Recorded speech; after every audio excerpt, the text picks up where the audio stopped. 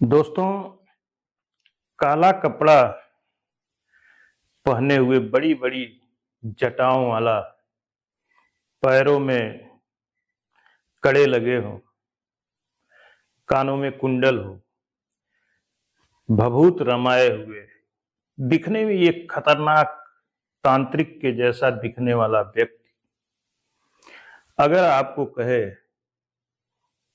कि मैं आपको 36 फीट हवा में टांग सकता हूं, तो उस समय आपकी स्थिति क्या होगी? दोस्तों, यह मेरा निजी अनुभव आज इसी विषय को लेकर के है। बात है लगभग 1 साल पहले, अक्टूबर का महीना था और साल था 2024। उत्तर प्रदेश का मिर्जापुर जिला, विंध्य पर्वतमाला की श्रेणियां, मां गंगा का पावन तट, विंध्याचल विंध्यवासिनी माता का एक सिद्ध पीठ मंदिर। वहां जो लोग गए हैं उन्हें मालूम होगा। वहां की खूबसूरत वादियां देखने में मन को आनंदित कर देती हैं। एकाएक आदमी मोहित हो जाता है। दोस्तों, पिछले साल मैं विंध्याचल का कई वीडियो ले आया था, आप लोग देखे होंगे। बात उसी समय की है। हम लोग पहुंचे थे, वहां वीडियो बना रहे थे। विंध्यवासिनी माता के मंदिर से ऊपर पहाड़ी पर जाने पर एक महात्मा का वीडियो हम शूट कर रहे थे।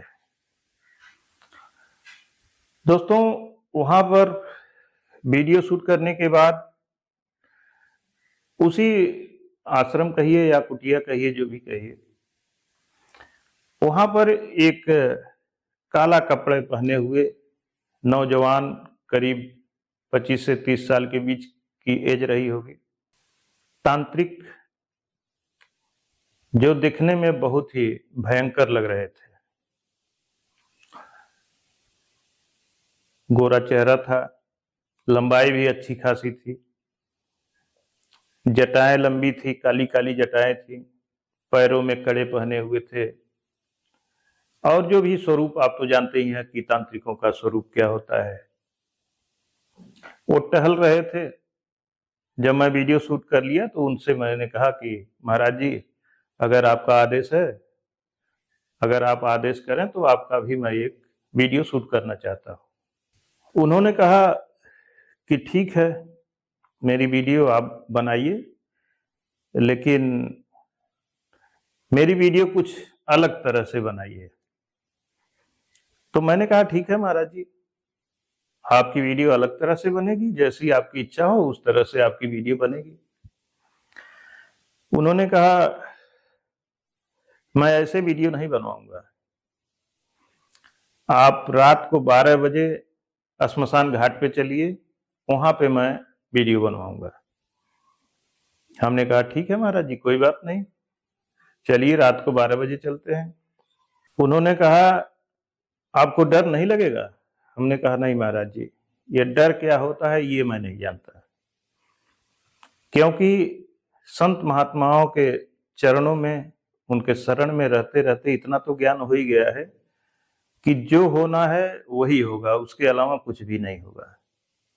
तो महाराज जी, हमको आप डर न बताइए, आप चलिए। उन्होंने कहा कि मैं वहां पे खोपड़ी को हवा में उड़ा करके दिखाऊंगा। हमने कहा महाराज जी, ये तो अच्छी बात है, हम भी देखना चाहेंगे कि वास्तव में खोपड़ी उड़ती है या नहीं उड़ती है। उन्होंने कहा ठीक है। लगभग दोपहर 1-2 बजे का टाइम था।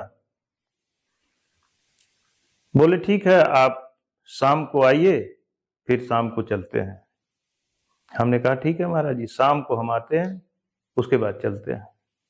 अभी हम जाएंगे और जगह महाराज जी लोगों का दर्शन करेंगे, कुछ सेवा पहुंचाएंगे, वीडियो शूट करेंगे, उसके बाद शाम हो जाएगा, हम लोग शाम को चलेंगे।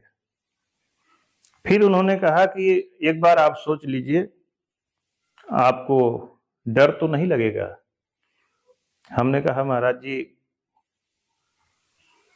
आप बार बार डर न दिखाइए, अगर मुझे डर लगता तो मैं पहले ही बोल देता कि नहीं जाऊंगा रात को। बोले ठीक है। उसके बाद दोस्तों उन्होंने कहा कि आप शाम को आइए, यहीं पे हम बलि चढ़ाएंगे, उसके बाद मीट बनेगा, लिट्टी लगेगी, मीट और लिट्टी जिसको कहीं कहीं बाटी भी बोलते हैं। तो बोले कि बाटी और मीट खाया जाएगा, उसके बाद हम लोग चलेंगे। हमने कहा महाराज जी अब तो मैं आपके वहां एक गिलास पानी भी नहीं पीऊंगा। बोले क्यों? मैंने कहा जहां पे हत्या होती है उस जगह पे मैं पानी नहीं पी सकता, मैं इसका विरोध करता हूं, मुझे अच्छा नहीं लगता है। बोले ठीक है कोई बात नहीं, आप शाम को आ जाना। दोस्तों हम लोग वहां से चले गए, 2-3 जगह और गए, दर्शन किए महाराज जी लोगों के। उसके बाद शाम का टाइम हो गया, हम लोग एक ढाबा पर गए, वहां पे भोजन किए, जो भी रूखा सूखा मिला। फिर हम लोग दिन डूबने से पहले ही महाराज जी के पास आ गए। हमने कहा महाराज जी आप अपने स्तर से अपने हिसाब से अपनी तैयारी कर लें, और हम लोग आ चुके हैं, रात में चला जाएगा। उन्होंने कहा कि आपको फिर से वही बात दोहराए कि रात में डर तो नहीं लगेगा। हमने कहा महाराज जी आप बार बार हमें डर क्यों दिखा रहे हैं, मैं डरता नहीं हूं। बोले यहीं पे ये गुफा है, उसमें आप चले जाइए तो आपकी हालत खराब हो जाएगी।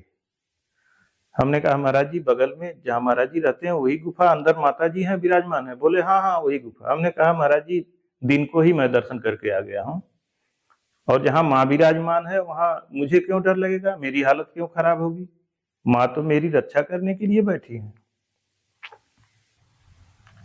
और जब दोस्तों हमने कहा कि बार बार महाराज जी आप डर की बात क्यों कर रहे हैं, तो उन्होंने कहा कि आपकी लंबाई 5.5 फीट की है। हमने कहा जी हाँ। बोले आपको मैं 36 फीट हवा में उड़ा दूंगा, हवा में टांग दूंगा। दोस्तों पता नहीं क्या हुआ, मुझे तुरंत मेरे मुंह से एक शब्द निकला कि महाराज जी आप कुछ भी नहीं कर सकते, आपको अगर कुछ करना होता तो आप बार बार इतना लंबा चौड़ा नहीं हाँकते। अब हमें लग रहा है कि आप कर नहीं कुछ पाएंगे, सिर्फ कहने वाले हैं। अगर आपके अंदर कुछ करने की ताकत है तो आप करके दिखाइए। मुझे आपका ये भी चैलेंज स्वीकार है, आप मुझे 36 फीट नहीं 36 मीटर उठाइए, और आपकी अगर शक्ति हो तो उठा करके फिर वहां से फेंक भी देना। हमने कहा महाराज जी मैं तैयार होके आया हूँ, भोजन करके आया हूँ, आपको जो करना हो अपनी तैयारी करिए, उसके बाद हम लोग चलते हैं। और दोस्तों वहां हम लोग 4 लोग थे हमारे साथ। एक सज्जन संदीप पांडे जी थे, वहीं भदोही के रहने वाले, जो आपके YouTube चैनल के दर्शक हैं, हमसे बातचीत होती थी, वो भी साथ में थे। और 3 लोग हम लोग थे। उसके बाद दोस्तों हम लोग बाहर गाड़ी में बैठ के वेट करने लगे। उनका खान पान सुन करके हमें जैसे अंदर से एक घिन सी हो गई। मैं उनके पास कुटिया में भी नहीं बैठना चाह रहा था। फिर दोस्तों धीरे धीरे समय बीतता गया। वहां पे तमाम गजेड़ी, शराब पीने वाले ये लोग आते रहे, उनके पास जमावड़ा लगा, लोग खाए पिए, और वेट करते करते हम लोग बाहर थे, मच्छर खूब खा रहे थे।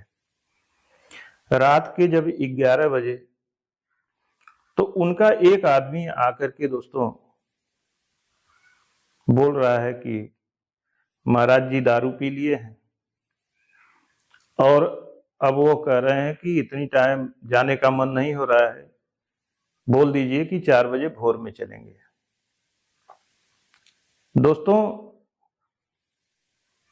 इतना गुस्सा आया कि जो आदमी दिन के 2 बजे से पीछे पीछे घुमा रहा है और झूठ बोल रहा है, यहां जाकर के क्लियर हो चुका था कि यह आदमी झूठ बोल रहा है।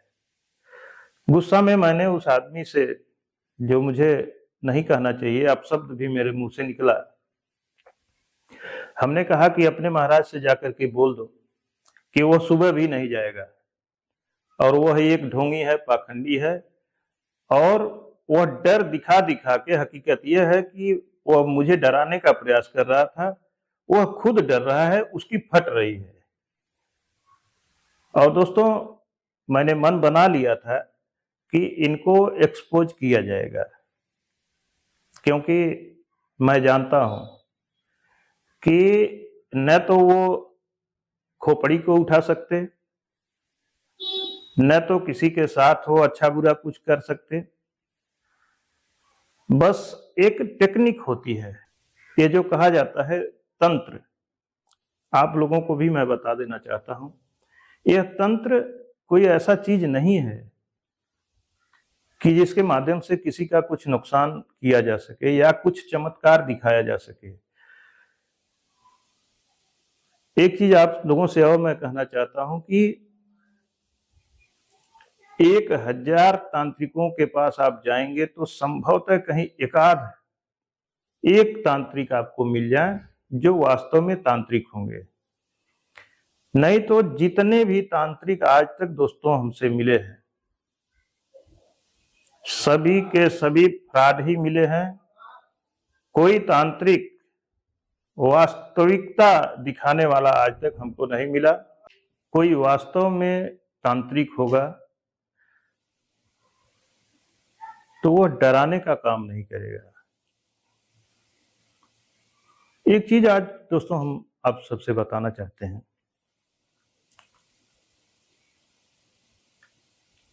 नॉर्मल आदमी तो किसी का कुछ कर नहीं सकता, क्योंकि दारू पी करके अपशब्द बोलेगा, गाली गलौज करेगा, झूठ बोलेगा, तामस उसके अंदर होगा, मीट मांस खा रहा है, दारू पी रहा है तो तामसिक प्रवृत्ति होगी, ये सब तो करेगा। लेकिन जो तंत्र विद्या को सिद्ध कर लेगा, वास्तव में तांत्रिक होगा। हम ये नहीं कहते कि तांत्रिक नहीं होते, लेकिन जो वास्तव में तांत्रिक होगा, तंत्र को सिद्ध कर लेगा, मंत्र को सिद्ध कर लेगा, तो सिद्ध होना होता क्या है पहले तो ये समझना चाहिए। जैसे कहते हैं, महात्मा लोग कहते हैं कि प्रसाद सिद्ध हो रहा है, भोजन सिद्ध हो गया, प्रसाद सिद्ध हो गया, दाल सिद्ध हो गई है, चावल सिद्ध हो गया है। तो सिद्ध होना मतलब पक जाना, और जो सिद्ध हो जाएगा वह अपने आप में पक जाएगा, परिपक्व हो जाएगा। सिद्ध होने का मूल अर्थ यही होता है कि वह परिपक्व हो जाएगा, वह पूर्ण हो जाएगा, और जो परिपूर्ण हो जाएगा वह एकदम नॉर्मल हो जाएगा, झुक जाएगा, वह न किसी को डराएगा, न किसी को फरेब करेगा, न धोखा देगा, इस तरह का वह कोई काम नहीं करेगा। तो दोस्तों, आप सबसे हमारा कहने का यही आशय है कि आप लोग सभी के चक्कर में न पड़े, मूर्ख बनाने वालों को चक्कर में न पड़े, और आप लोग इनसे डरें भी ना। इनसे डरने की जरूरत नहीं है। ऐसा नहीं है कि यह जो कहते हैं वो कर ही देंगे। बहुत से ऐसे लोग होते हैं कि जो इसी को एक धंधा बना चुके हैं, वह लोगों को खाली ठगने का काम करते हैं। बड़ी बड़ी लंबी लंबी बातें करेंगे कि हम ये कर सकते हैं, हम वो कर सकते हैं, हम किसी मरते आदमी को बचा सकते हैं, किसी को हम मार सकते हैं, किसी को मतलब वो चीजें हमको याद ही नहीं आएंगी कि जितना लंबा लंबा वो हाँक देते हैं। यह उनकी रटी रटाई घिसी पिटी बातें होती हैं। इसके चक्कर में जो लोग आते हैं वही लोग फंसते हैं, इनके शिकार होते हैं, और ये लोग आपके धन का दोहन करते हैं, आपसे ठगी करते हैं, और सबसे ज्यादा इसका शिकार महिलाएं होती हैं। और ये कोई जरूरी नहीं है कि अनपढ़ महिला ही शिकार हो, अनपढ़ पुरुष ही शिकार हो, पढ़े लिखे लोग भी